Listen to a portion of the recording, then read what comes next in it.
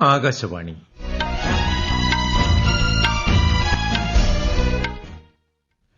നമസ്കാരം. വാർത്തകൾ വായിക്കുന്നത് ഉദയൻ കിളിയന്നൂർ.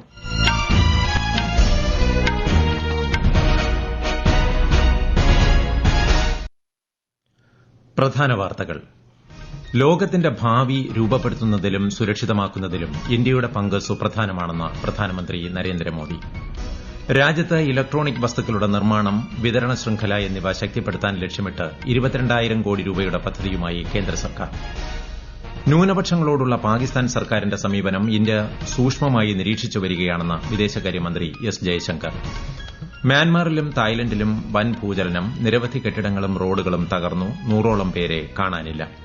കേരളത്തിൽ സ്റ്റുഡന്റ് പോലീസ് കേഡറ്റ് പദ്ധതി ശക്തിപ്പെടുത്താൻ കർമ്മ പദ്ധതി രൂപീകരിക്കുമെന്ന് മുഖ്യമന്ത്രി പിണറായി വിജയൻ. ലഹരി വിരുദ്ധ ക്യാമ്പയിന് കേഡറ്റുകളെ ഉപയോഗിക്കാനും നിർദ്ദേശം. ഐപിഎൽ ക്രിക്കറ്റിൽ Chennai Super Kings Royal Challengers Bangalore പോരാട്ടം. വാർത്തകൾ വിശദമായി. ലോകത്തിന്റെ ഭാവി രൂപപ്പെടുത്തുന്നതിലും സുരക്ഷിതമാക്കുന്നതിലും ഇന്ത്യയുടെ പങ്ക് സുപ്രധാനമാണെന്ന് പ്രധാനമന്ത്രി നരേന്ദ്രമോദി. രാജ്യത്തിന്റെ വിദേശ നയത്തിന്റെ മന്ത്രം ഇന്ത്യ ഒന്നാം സ്ഥാനത്ത് എന്നാണെന്നും പ്രധാനമന്ത്രി പറഞ്ഞു. ഇന്ത്യൻ യുവത നൈപുണ്യശേഷിയുള്ളവരായി മാറുകയാണെന്നും അവർ നവീന ആശയങ്ങൾ മുന്നോട്ട് വയ്ക്കുകയാണെന്നും അദ്ദേഹം കൂട്ടിച്ചേർത്തു. दुनिया की सबसे बड़ी युवा आबादी हमारे भारत में है. ये युवा तेजी से स्किल्ड हो रहा है, इनोवेशन को गति दे रहा है और इन सब के बीच भारत की फॉरेन पॉलिसी का मंत्र बन गया है इंडिया फर्स्ट. വെറും 10 വർഷത്തിനുള്ളിൽ മൊത്ത ആഭ്യന്തര ഉൽപാദനം ഇരട്ടിയാക്കിയ ലോകത്തിലെ ഏക സമ്പദ്വ്യവസ്ഥയാണ് ഇന്ത്യയെന്ന് IMF പറഞ്ഞതായും പ്രധാനമന്ത്രി പറഞ്ഞു. 6ാമത് ബിംസ്റ്റെക് ഉച്ചകോടിയിൽ പങ്കെടുക്കുന്നതിനായി പ്രധാനമന്ത്രി നരേന്ദ്രമോദി അടുത്ത മാസം 3-ന് 2 ദിവസത്തെ തായ്ലന്റ് സന്ദർശനം നടത്തും. പ്രധാനമന്ത്രിയുടെ 3ാമത്തെ തായ്ലന്റ് സന്ദർശനമാണിത്. ആസിയാനിലെ 3ാമത്തെ വലിയ സമ്പദ്വ്യവസ്ഥയും ഇന്ത്യയുടെ 4ാമത്തെ വലിയ വ്യാപാര പങ്കാളിയുമാണ് തായ്ലന്റ്. പ്രധാനമന്ത്രി നരേന്ദ്രമോദി മറ്റന്നാൾ മഹാരാഷ്ട്ര, ഛത്തീസ്ഗഡ് സംസ്ഥാനങ്ങൾ സന്ദർശിക്കും. മഹാരാഷ്ട്രയിലെ നാഗ്പൂരിലെ സ്മൃതി മന്ദിരം അദ്ദേഹം സന്ദർശിക്കും. തുടർന്ന് ദീക്ഷഭൂമിയിലെത്തുന്ന അദ്ദേഹം നാഗ്പൂരിലെ മാധവ് നേത്രാലയ പ്രീമിയം സെന്ററിന്റെ ശിലാസ്ഥാപനം നിർവഹിക്കും. ഛത്തീസ്ഗഡിലെ ബിലാസ്പൂരിൽ 33,000 കോടി രൂപയുടെ വിവിധ വികസന പദ്ധതികളും പ്രധാനമന്ത്രി നാടിന് സമർപ്പിക്കും. രാജ്യത്ത് ഇലക്ട്രോണിക് വസ്തുക്കളുടെ നിർമ്മാണം, വിതരണ ശൃംഖല എന്നിവ ശക്തിപ്പെടുത്താൻ ലക്ഷ്യമിട്ട് 22,000 കോടി രൂപയുടെ ഇലക്ട്രോണിക് ഘടകവസ്തു നിർമ്മാണ പദ്ധതിക്ക് സർക്കാർ അംഗീകാരം നൽകിയതായി വാർത്താവിതരണ പ്രക്ഷേപണ മന്ത്രി അശ്വിനി വൈഷ്ണവ്.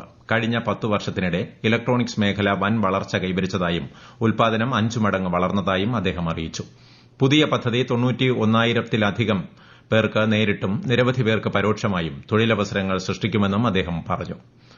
കർഷകർക്ക് താങ്ങാനാവുന്നതും സബ്സിഡിയുള്ളതുമായ വളങ്ങളുടെ ലഭ്യത ഉറപ്പാക്കുന്നതിനായി ഫോസ്ഫാറ്റിക്, പൊട്ടാസ്യം വളങ്ങൾക്ക് സബ്സിഡി നിരക്കുകൾ അംഗീകരിച്ചതായും കേന്ദ്രമന്ത്രി അശ്വിനി വൈഷ്ണവ് പറഞ്ഞു. DAP का प्राइस 1,350 रुपए पर 50 kg बैग रहे, इसके लिए भारत सरकार 37,216 करोड़ रुपीस की सब्सिडी का भार सहन करेगी. इससे बहुत सारे करोड़ों किसानों को इसका बेनिफिट मिलेगा. इस खरीफ सीजन का एस्टीमेट है 180 लाख मेट्रिक टन का टोटल एस्टिमेटेड कंजम्पशन होगा इस खरीफ सीजन में और 37,216 करोड़ का इसका सब्सिडी का बिल रहेगा. കേന്ദ്ര സർക്കാർ ജീവനക്കാർക്കും പെൻഷൻകാർക്കും 2% ക്ഷാമബത്ത അനുവദിച്ചതായും ശ്രീ വൈഷ്ണവ് പറഞ്ഞു. ഈ വർഷം ജനുവരി 1 മുതൽ ഇത് പ്രാബല്യത്തിൽ വരും. മ്യാൻമാറിലും തായ്ലൻഡിലും വൻ ഭൂചലനം. റിക്ടർ സ്കെയിലിൽ 7.7-ഉം 6.4-ഉം തീവ്രത രേഖപ്പെടുത്തിയ തുടർച്ചയായ ഭൂകമ്പങ്ങളിൽ വ്യാപക നാശനഷ്ടങ്ങൾ രേഖപ്പെടുത്തി. ഒട്ടേറെ കെട്ടിടങ്ങളും റോഡുകളും തകർന്നു. നിരവധി പേർ മരിച്ചതായാണ് മാധ്യമ റിപ്പോർട്ടുകൾ.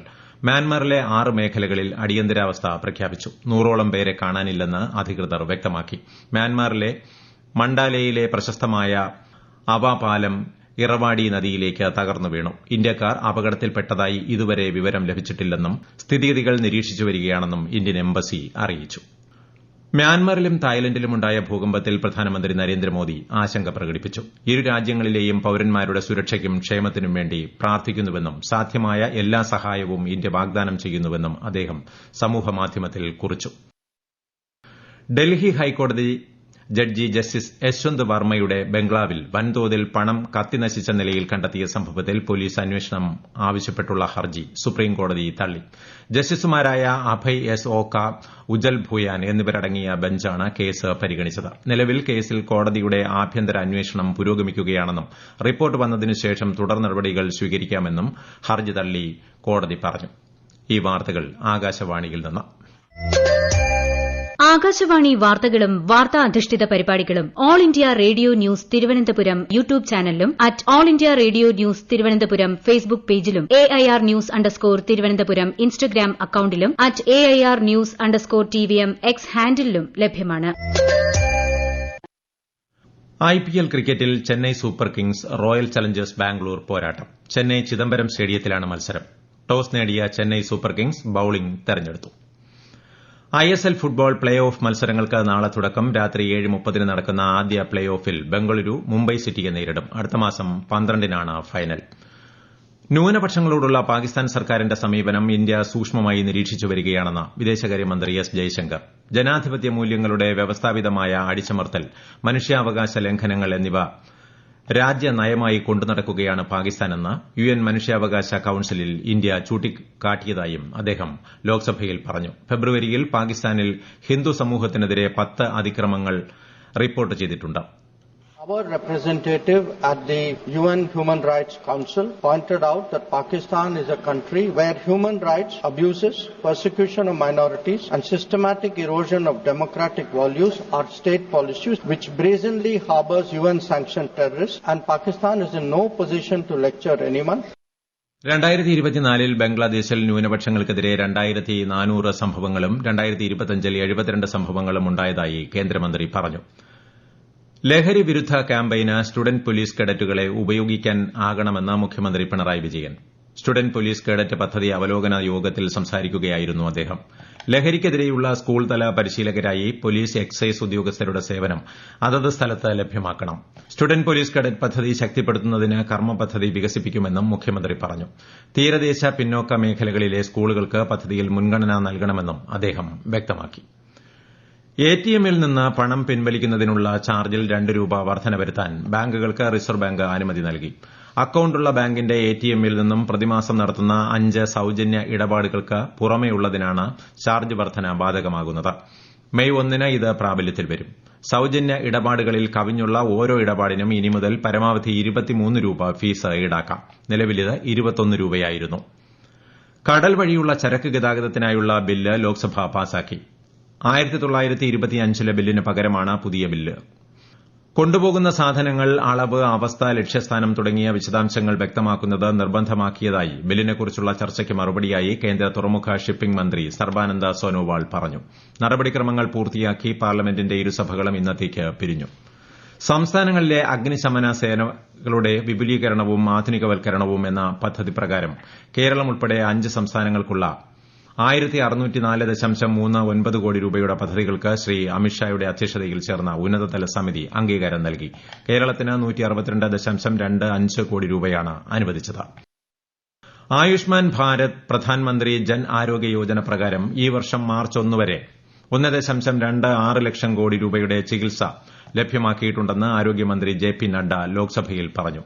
ആശാപ്രവർത്തകർക്കായി ഇതുവരെ 10 ലക്ഷത്തിലധികം ആയുഷ്മാൻ കാർഡുകളും അങ്കണവാടി ജീവനക്കാർക്കായി 14.47 ലക്ഷം കാർഡുകളും നൽകിയിട്ടുണ്ടെന്നും ശ്രീ നഡ്ഡ പറഞ്ഞു.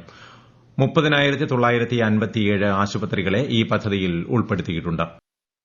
പ്രശസ്ത സംസ്കൃത പണ്ഡിതനായ മഹോപാധ്യായ സാധു ഭദ്രേഷ് ദാസിന് 2024-ലെ സരസ്വതി സമ്മാൻ നൽകും. സ്വാമി നാരായണ സിദ്ധാന്ത സുധ എന്ന കൃതിക്കാണ് പുരസ്കാരം.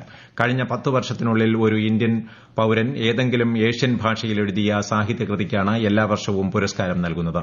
പ്രശസ്തി പത്രവും ഫലകവും 15 ലക്ഷം രൂപയും ഉൾപ്പെടുന്നതാണ് പുരസ്കാരം. പ്രധാന വാർത്തകൾ വീണ്ടും. ലോകത്തിന്റെ ഭാവി രൂപപ്പെടുത്തുന്നതിലും സുരക്ഷിതമാക്കുന്നതിലും ഇന്ത്യയുടെ പങ്ക് സുപ്രധാനമാണെന്ന് പ്രധാനമന്ത്രി നരേന്ദ്രമോദി. രാജ്യത്ത് ഇലക്ട്രോണിക് വസ്തുക്കളുടെ നിർമ്മാണം, വിതരണ ശൃംഖല എന്നിവ ശക്തിപ്പെടുത്താൻ ലക്ഷ്യമിട്ട് 22,000 കോടി രൂപയുടെ പദ്ധതിയുമായി കേന്ദ്ര സർക്കാർ. ന്യൂനപക്ഷങ്ങളോടുള്ള പാകിസ്ഥാൻ സർക്കാരിന്റെ സമീപനം ഇന്ത്യ സൂക്ഷ്മമായി നിരീക്ഷിച്ചു വരികയാണെന്ന് വിദേശകാര്യമന്ത്രി എസ് ജയശങ്കർ. മ്യാൻമറിലും തായ്ലൻഡിലും വൻ ഭൂചലനം, നിരവധി കെട്ടിടങ്ങളും റോഡുകളും തകർന്നു, 100ഓളം പേരെ കാണാനില്ല. കേരളത്തിൽ സ്റ്റുഡന്റ് പോലീസ് കേഡറ്റ് പദ്ധതി ശക്തിപ്പെടുത്താൻ കർമ്മപദ്ധതി രൂപീകരിക്കുമെന്ന് മുഖ്യമന്ത്രി പിണറായി വിജയൻ. ലഹരി വിരുദ്ധ ക്യാമ്പയിന് കേഡറ്റുകളെ ഉപയോഗിക്കാനും നിർദ്ദേശം. IPL ക്രിക്കറ്റിൽ Chennai Super Kings Royal Challengers Bangalore പോരാട്ടം. വാർത്തകൾ കഴിഞ്ഞു. അടുത്ത വാർത്താ പ്രക്ഷേപണം 8:35.